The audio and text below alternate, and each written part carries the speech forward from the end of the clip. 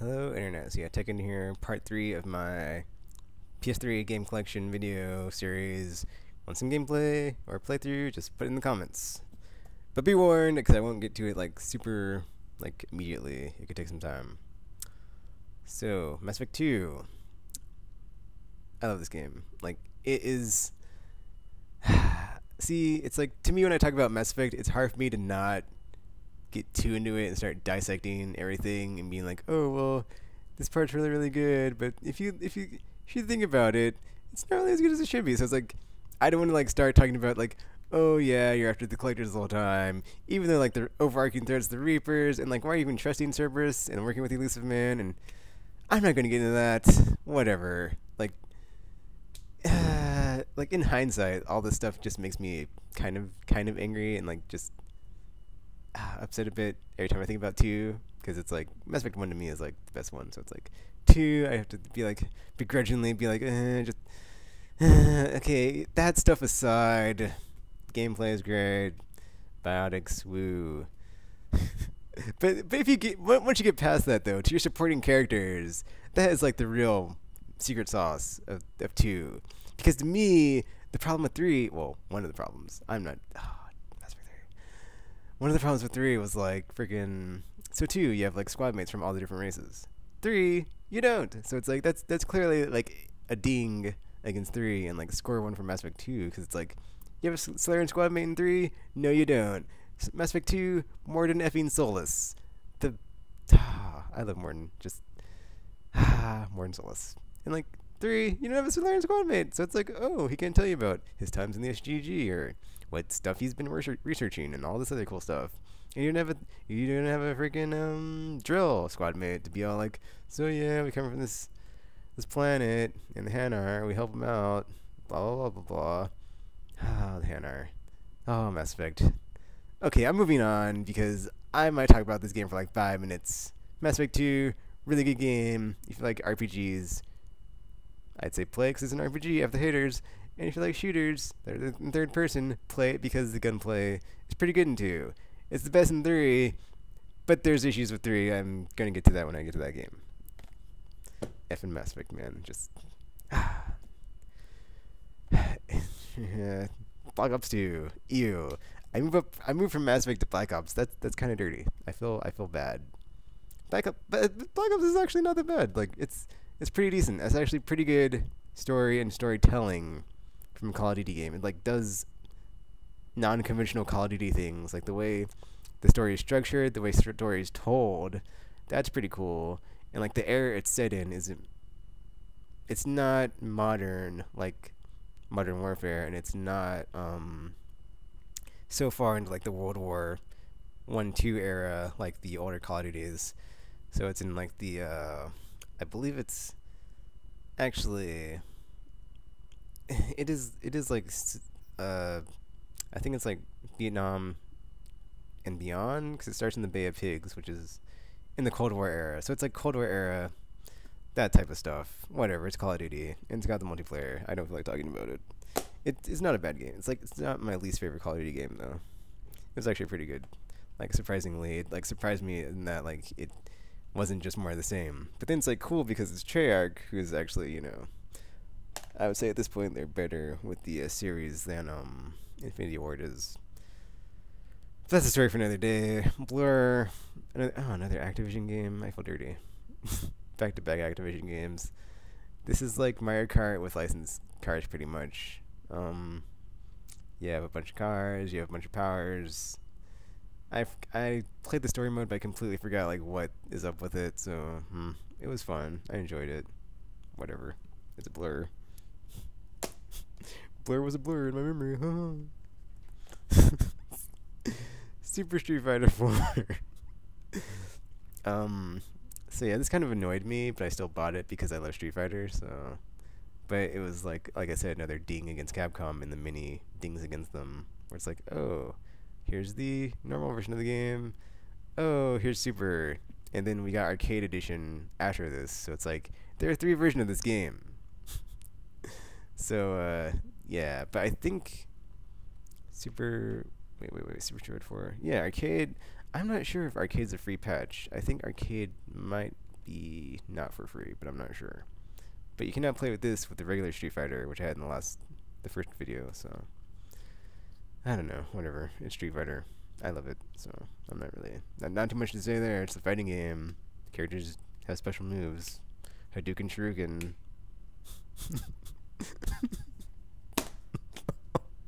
Hadouken, Shuriken. That's all you need to know. Modern Warfare 2. I enjoyed this one. It's super over the top and like blockbuster, action-packed roller coaster ride.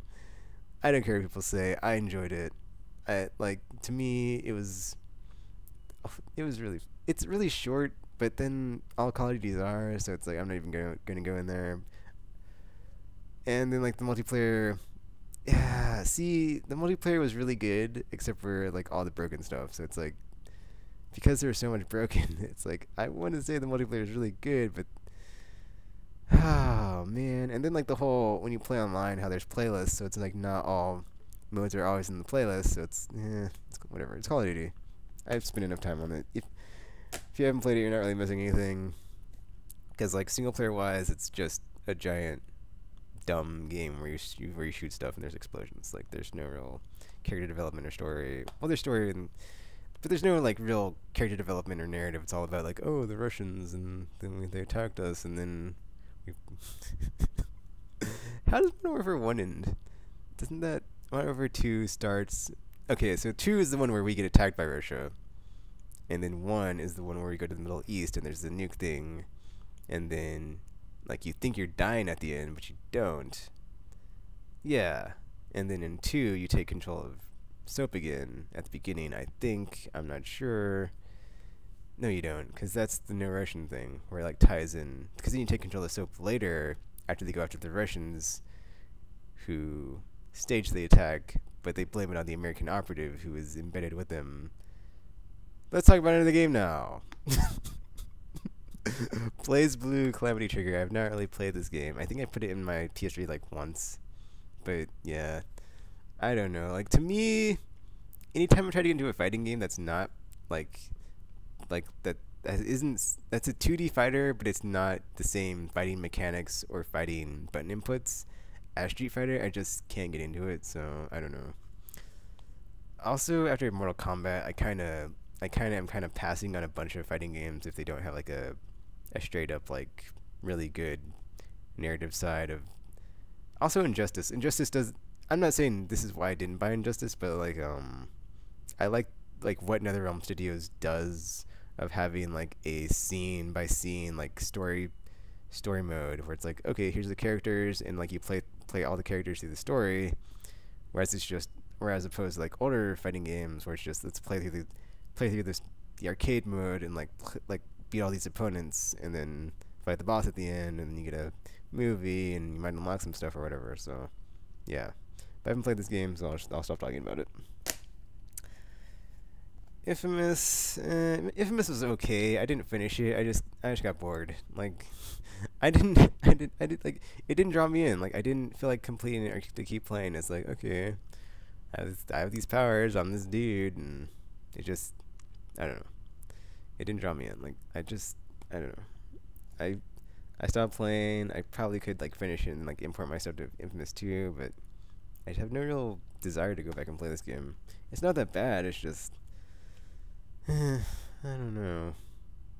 I guess I don't know. I don't know. It's like you have like cool powers and you have a giant open world city to like go explore in, but for some reason it just didn't resonate with me. Borderlands. Love Borderlands. Really good game. Open quasi or faux open world.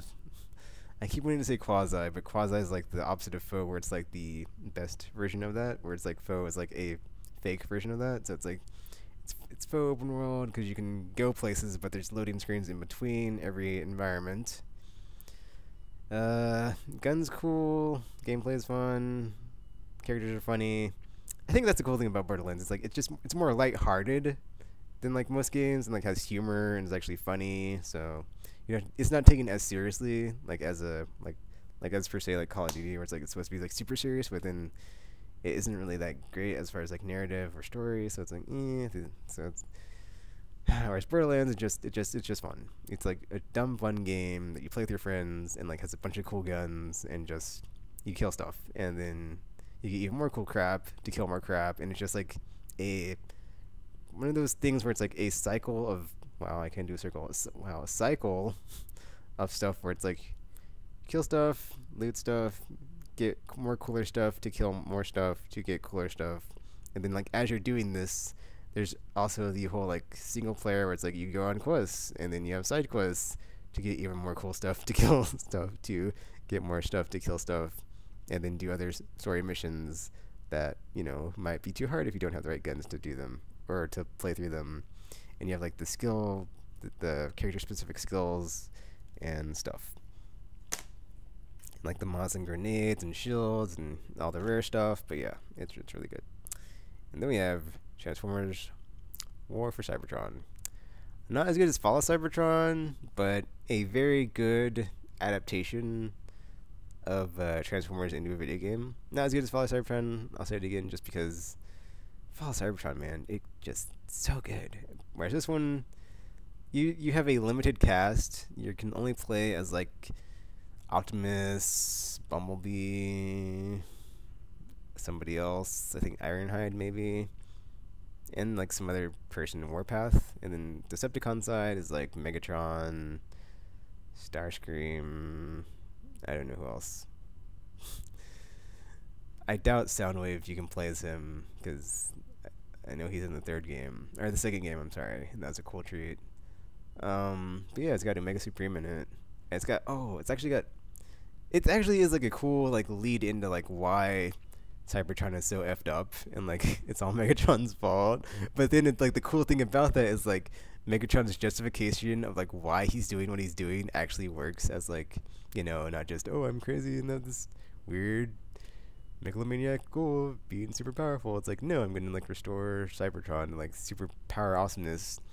But I kind of effed up and corrupted it with Dark Energon. Oops. So we have to like put it in stasis for like 10,000 years in the Matrix of Leadership. That was like a really awesome ending on the Autobot side. I thought that was pretty cool.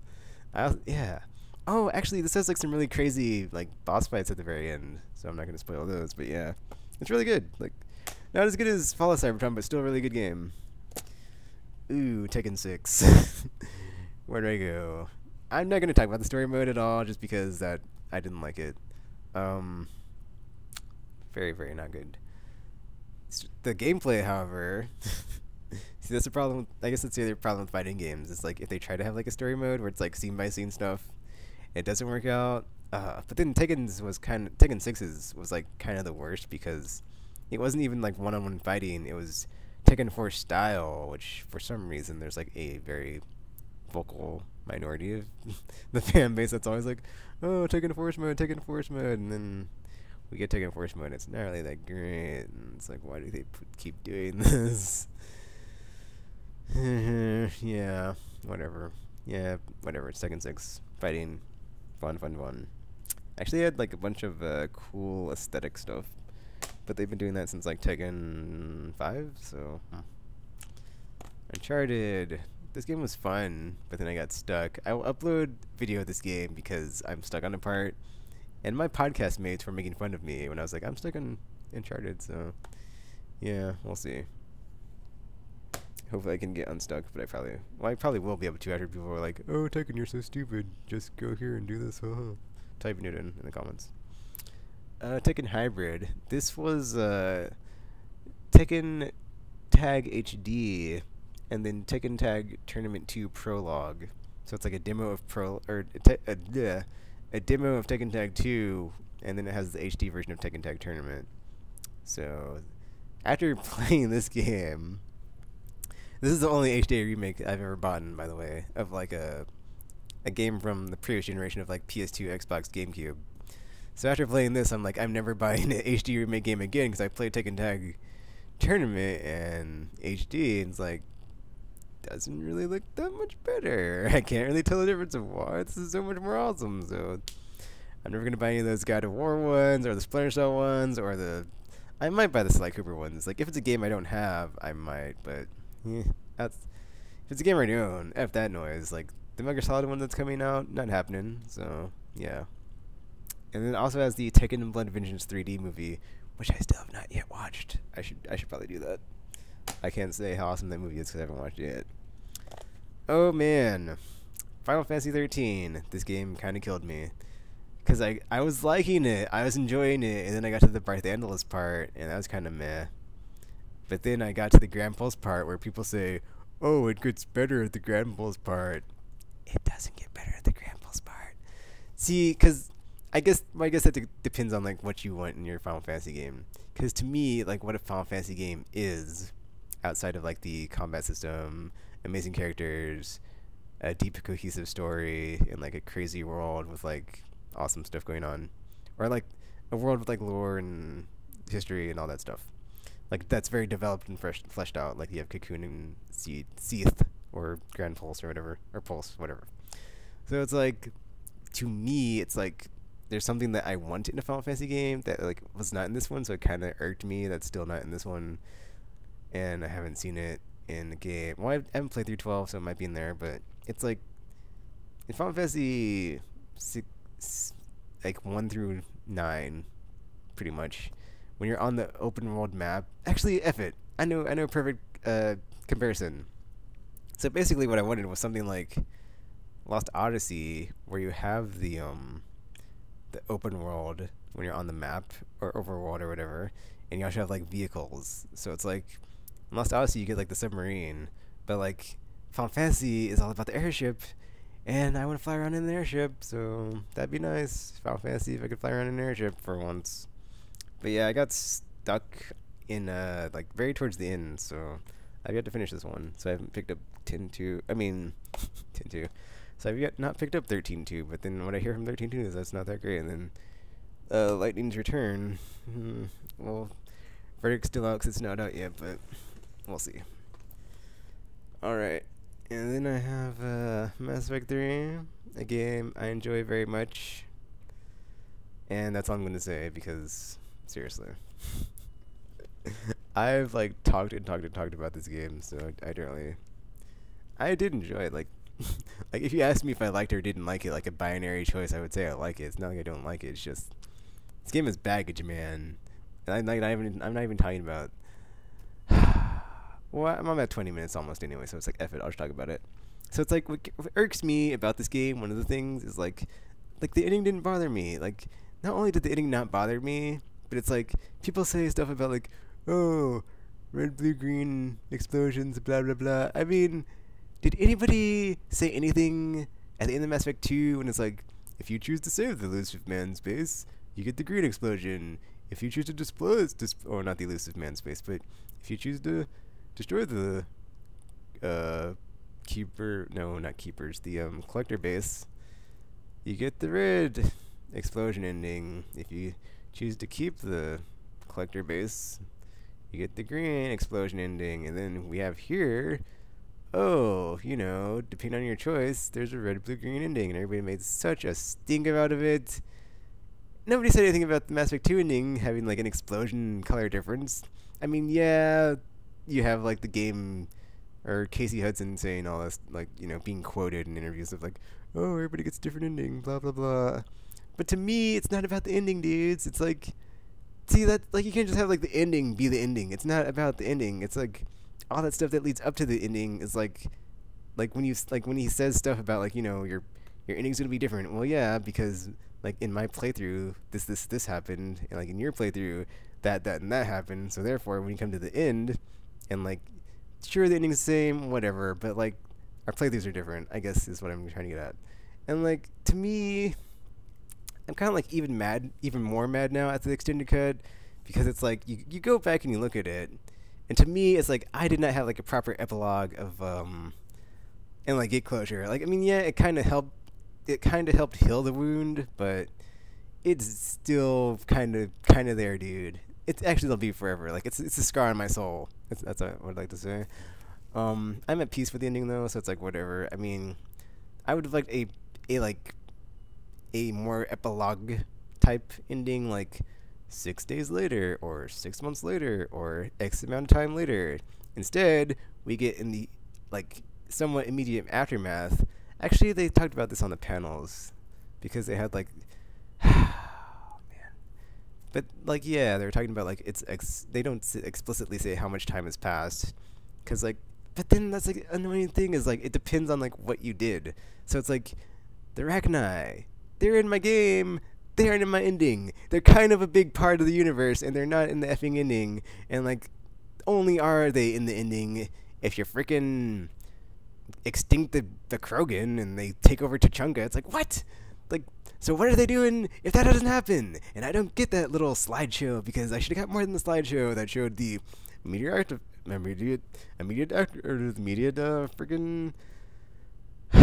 immediate aftermath of like the endings, when it's like, oh, okay, so I mean, and then that's like the other annoying thing is like, even if you choose a different ending, it just like shows the same stuff with like different stuff on it. Okay, that wasn't really a good statement. It shows very similar images, like only with like different color stuff because of the green ending and like how that affects everybody. And then, well, I guess if you choose a green ending, like everything's green anyway, mostly, since it's all like green people. But then that's like, there's like that one where it's like juxtaposed with like the control and destroy, where it's basically the same thing without the green, is what I'm trying to say. So it's like, yeah, you can see, oh, Jacob in that room, or I mean, you still get the same stuff for the most part. It's like, oh, you get Jack. What is Jack doing? Actually, there's two different ones I got for Jack, because one of them is like, if you like when you talked to her earlier on about her squad, if you choose to like have them in the front lines, she gets a sad ending, and she's at like a gravesite, I guess, of like all her former students. And if you tell them to be in like the back rows support biotics, they have like another ending. It's more happy, but that's kind of lame. It doesn't really say, oh, well, Jack went on to be blah blah blah blah. And then you have like the one with Tally, where she's on a that's the one that kills me, because it's like, it's cool that you finally get to see Tally without her mask, without romancing her, but then it's like, is she on Rannoch? Is she not on Rannoch? Yeah, it's cool she's on a planet with Geth and they're all around and happy, and the non-destroy ending, and man. It's like, what happened, man? What happened? Like, don't just show me a picture. I need... I mean, yeah, I can, like, kind of draw conclusions, but... Oh, fart. See, this is why I didn't want to talk about Mass Effect. This game. It's not like I'm angry, it's just very passionate. It's like, trying not to get... So yeah, PS3 game collection. Part 3 coming up next. Let's do that.